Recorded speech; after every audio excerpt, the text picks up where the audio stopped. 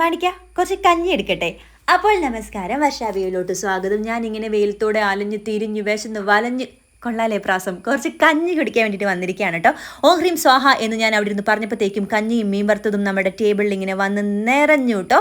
അപ്പോൾ ആദ്യമേ സാധാ കഞ്ഞിയിൽ നിന്ന് തുടങ്ങുകയാണ്. കുറച്ച് ചമ്മന്തി എടുത്തു, കുറച്ച് കടല എടുത്തു, പിന്നെ ദാ ഈ സാധനം ചൗച്ച ഉപ്പിലിട്ടതും കൂടെ എടുത്തിട്ടിട്ട് നിങ്ങളെല്ലാവരെയും കൊതിപ്പിച്ചുകൊണ്ട് ഒരു ചിയേഴ്സ് പറഞ്ഞുകൊണ്ട് ഞാൻ കഴിക്കുകയാണ് കേട്ടോ. എന്തൊരു ആശ്വാസമായിരുന്നു എന്നറിയാമോ ശരിക്കും പറയുകയാണെങ്കിൽ അത് കഴിച്ചപ്പോൾ. പിന്നെ ആ ഒരു പപ്പടം കൂടെ ഇങ്ങനെ ഒറ്റ കടി അങ്ങോട്ട് കടിച്ചു കേട്ടോ. എനിക്ക് കിട്ടുക്കാച്ചി എന്ന് തന്നെ ഞാൻ പറയേണ്ടിയിരിക്കുന്നു. രണ്ടാമത് തൈര് കഞ്ഞിയാണ് ട്രൈ ചെയ്തത് കേട്ടോ. ആ തൈരിൻ്റെ തണുപ്പും എല്ലാം കൂടെ വയറ്റിലോട്ട് കയറി കഴിഞ്ഞപ്പം എനിക്ക് തൈര് കഞ്ഞി അങ്ങോട്ട് ഇഷ്ടപ്പെട്ടു. എന്നിട്ട് ആ പപ്പടം കൂടെ കടിച്ചു കേട്ടോ. ഇനി അടുത്തത് കൊമ്പനിൽ കൊമ്പൻ, അല്ല പക്ഷേ കഞ്ഞികളിൽ കൊമ്പൻ, നെല്ലിക്ക കഞ്ഞിയാണ് കേട്ടോ അടുത്തത്. അവിടുത്തെ സ്പെഷ്യൽ ആയിട്ടുള്ള നെല്ലിക്ക കഞ്ഞിയാണ് ഓർഡർ ചെയ്തത്. ഇതാ വരുന്നു കേട്ടോ.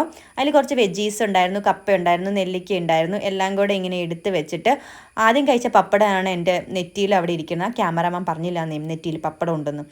എന്താണേലും അതും കൂടെ അങ്ങ് ട്രൈ ചെയ്ത് കഴിഞ്ഞപ്പോൾ എനിക്ക് പറയേണ്ടത് എന്താണെന്ന് അറിയാമോ, ഞാൻ ഇങ്ങോട്ട് ഇനി എന്നും ദിവസവും ഒരു കഞ്ഞി അങ്ങ് ആക്കിയാലോ എന്ന് തന്നെ തോന്നിപ്പോയി. നല്ല കിടു സാധനമായിരുന്നു കേട്ടോ. ഇത് മാത്രമല്ല സ്പെഷ്യലായിട്ട് നമ്മൾ കൊഴുവ ഫ്രൈ, ഞങ്ങൾക്കിത് ഒഴുകിയാണ് കേട്ടോ. നിങ്ങളൊക്കെ പറയുന്ന കൊഴുവാന്നല്ലേ, അതുകൊണ്ട് പറഞ്ഞാണ്. കൊഴുവയോ നത്തോലി എന്നൊക്കെ പറയാറുണ്ട്. പിന്നെ ഇതേ മത്തി ഫ്രൈ, അങ്ങനെ മത്തി ഫ്രൈയും കൂടെയൊക്കെ കൂട്ടിയിട്ടും കൂടെ അങ്ങ് കഴിച്ചു കേട്ടോ.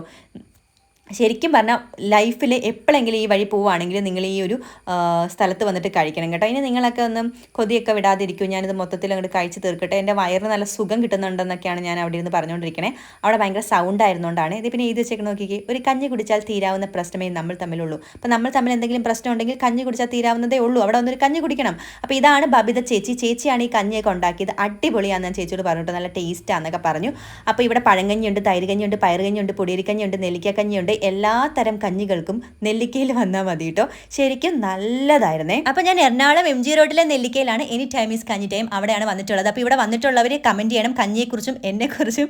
അപ്പോൾ വീഡിയോ ഇഷ്ടമായി ലൈക്ക് ചെയ്യാനും നിങ്ങളുടെ അഭിപ്രായം കമൻറ്റ് ചെയ്യാനും ചാനൽ സബ്സ്ക്രൈബ് ചെയ്യാനും മറക്കരുത്. അപ്പോൾ ബൈ ഫ്രം വർഷാവിയോ.